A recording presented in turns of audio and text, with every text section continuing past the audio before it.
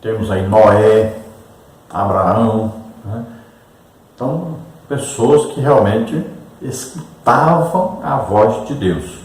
E não pense você que não existe hoje muitas pessoas que ouvem Deus falar claramente com eles. Verdade prática, a verdadeira chamada divina capacita o crente fiel a ser um porta-voz autêntico da palavra de Deus. Como aqui na lição está falando sobre o ministério, um profeta, chamado por Deus como profeta, então aqui não é a palavra escrita que ele transmitia para as pessoas, era aquilo que Deus falava diretamente com ele. Então veja só, Deus falava e ele transmitia isso que Deus falava.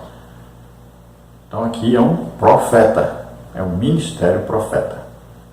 Aqui não é pregar o evangelho, ensinar a palavra de Deus, nada disso. Aqui é ouvir Deus falando e transmitir para as pessoas.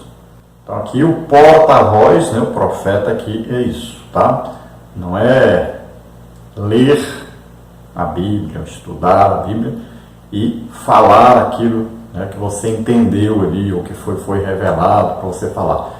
Não é isso aqui. Aqui nós estamos falando do ministério de um profeta. Então ele ouvia diretamente a voz de Deus, falava com ele e ele transmitia para as pessoas. E depois ele também escreveu isso que Deus falou com ele. E também escreveu tudo que ia acontecendo. Então Deus estava interferindo, né, no cotidiano do ser humano, e Samuel ia escrevendo o que ia acontecendo. Leitura bíblica em classe está em 1º livro de Samuel, capítulo 3, versículos de 1 a 10, que diz assim: E o jovem Samuel servia o Senhor perante Eli, e a palavra do Senhor era de muita valia naqueles dias, não havia visão manifesta.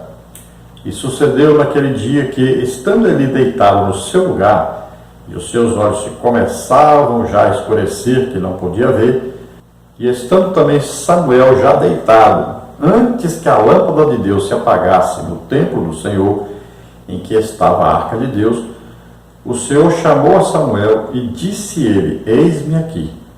E correu a Eli e disse: Eis-me aqui, porque tu me chamaste. Mas ele disse: Não te chamei eu, torna a deitar-te. E foi e se deitou. E o Senhor tornou a chamar outra vez a Samuel. Samuel se levantou e foi a Eli e disse: Eis-me aqui, porque tu me chamaste. Mas ele disse: Não te chamei eu, filho meu, torna a deitar-te. Porém Samuel ainda não conhecia o Senhor, e ainda não lhe tinha sido manifestada a palavra do Senhor.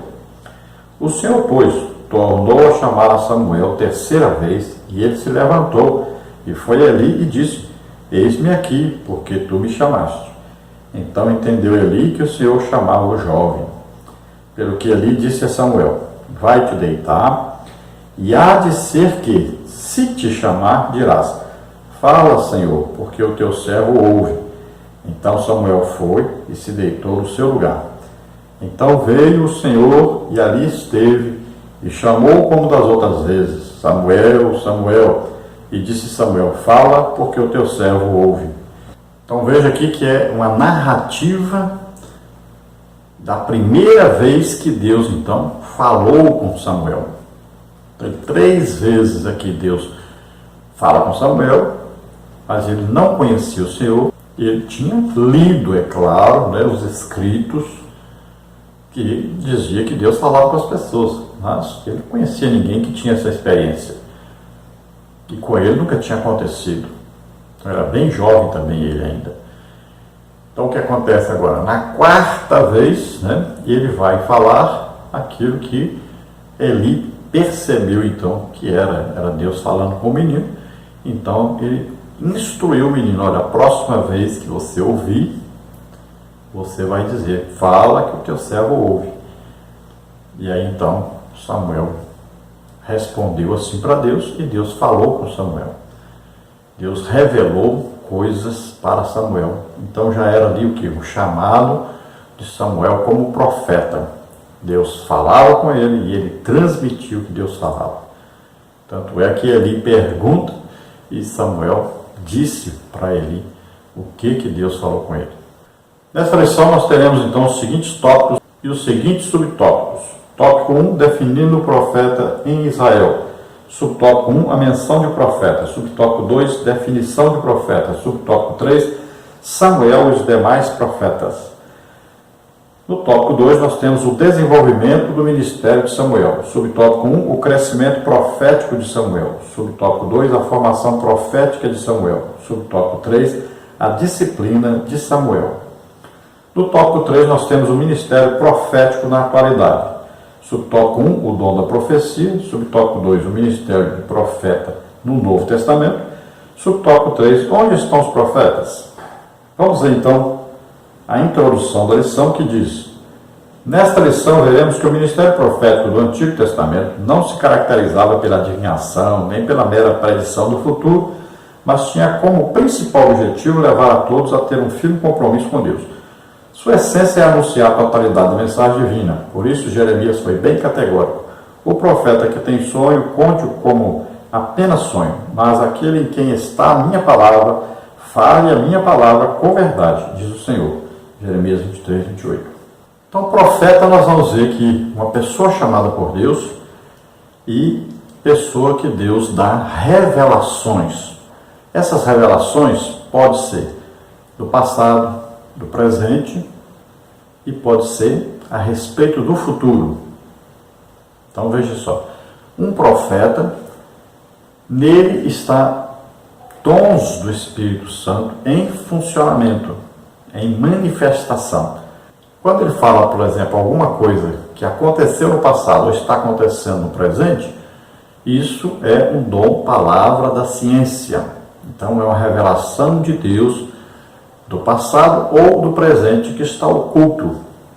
Por exemplo, o profeta Eliseu revelava ao rei de Israel quando o rei da Síria armava emboscadas para ele. Então, o que o rei da Síria falava lá na Síria, até em seu quarto, falando alguma coisa, o profeta já sabia lá e revelava para o rei.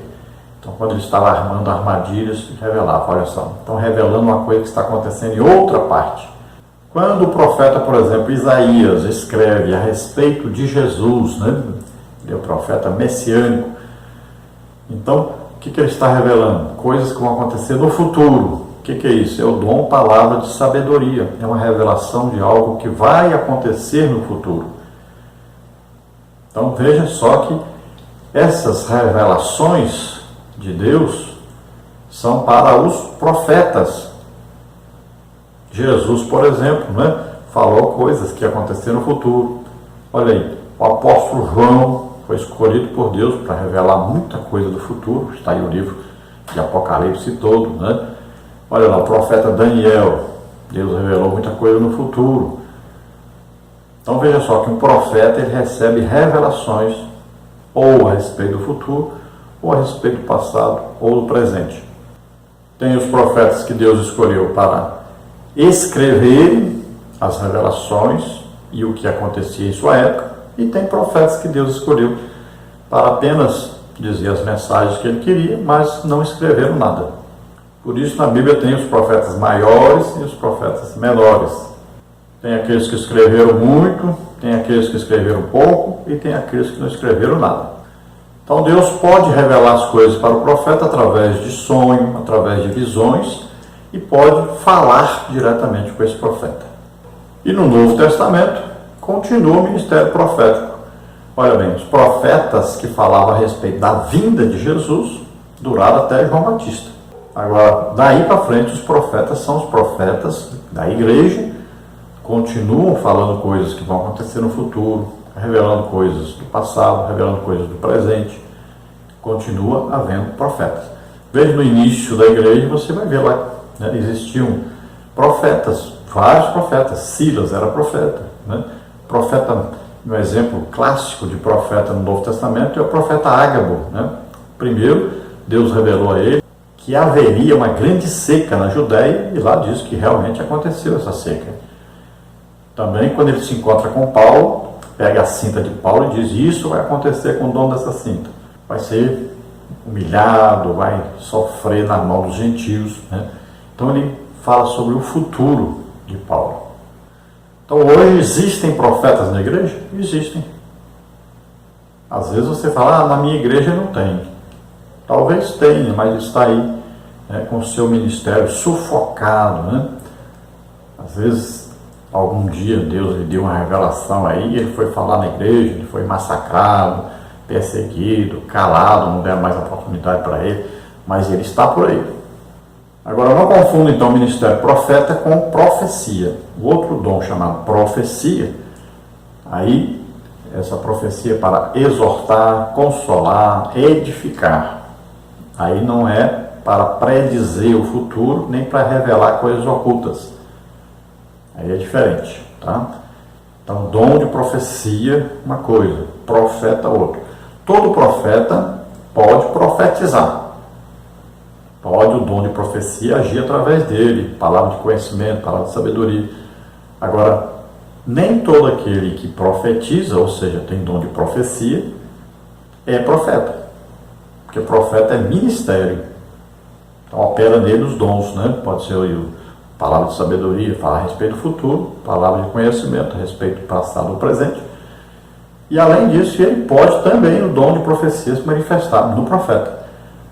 Mas nunca quer dizer que aquele que tem o dom de profecia só, que é para exortar, consolar e edificar, tenha o ministério de profeta. Confunde muito isso porque quando um profeta fala, a gente fala que ele profetizou. Aí você confunde, né, às vezes, o dom de profecia com profeta ministério. Então, todo profeta pode profetizar, mas nem todo que profetiza é profeta. Então, dom de profecia, qualquer crente pode ter dom de profecia. Agora, profeta, então Deus escolhe algumas pessoas da igreja e coloca como profeta. Então, ele pode revelar coisas do passado, do presente, ou pode revelar coisas do futuro. E ele pode receber, então, as revelações de Deus através de sonhos, de visões, ou Deus falando com ele diretamente. Então, são várias as maneiras que Deus age através de um profeta. Então, não confunda profeta ministério, né, com alguém que prega ou ensina, né, lê, estuda a Bíblia e vai falar. Não tem nada a ver com profeta, tá? Ministério profeta. Tópico 1, então, definindo o profeta em Israel. Subtópico 1, a menção de profeta. Subtópico 2, definição de profeta. Subtópico 3, Samuel e os demais profetas. Subtópico 1, a menção de profeta. No livro, a primeira menção feita a um profeta no livro está registrada em 1 de Samuel 2, 27 a 36. Aqui vemos que o profeta era caracterizado como homem de Deus, título que lhe trazia grande responsabilidade. O profeta não é um adivinhador, mas o porta-voz de Deus. Ali Samuel se dirigiu à casa de Eli, dizendo que este seria substituído por um sacerdote fiel, Zadok. Esse acontecimento antecipava como seria o ministério de Samuel, o profeta do Senhor por excelência. Então aqui nós vemos que Deus revelou para Samuel o que ia acontecer no futuro. Então Eli vai a Samuel perguntar o que Deus lhe contou e ele diz o que é realmente que Deus está falando, né, para Eli e sua família. E a previsão então de Deus não é boa para Eli nem sua família. Então Deus comunica a Eli que ele estava realmente decepcionado com o seu ministério. Ele amava mais os seus filhos do que a Deus. Ele não vigiou seus filhos, não educou corretamente seus filhos e não repreendeu corretamente seus filhos quando era preciso. Então seus filhos estavam roubando as ofertas que eram para Deus, além de estarem na prostituição com várias mulheres. E Eli, que deveria ter agido, ter retirado seus filhos do serviço sacerdotal, ele não fez isso porque amava os seus filhos. E Deus disse claramente: você ama mais os seus filhos do que a mim. Então Deus revela que os dois filhos de Eli, o Ofni e Finéias, né, iriam morrer no mesmo dia. E Eli seria substituído por outro sacerdote, que nós cremos aqui que de início é próprio Samuel, né? Então Deus substitui Eli por Samuel. Mais para frente, então, o sacerdócio seria exercido por Zadok depois da morte de Samuel.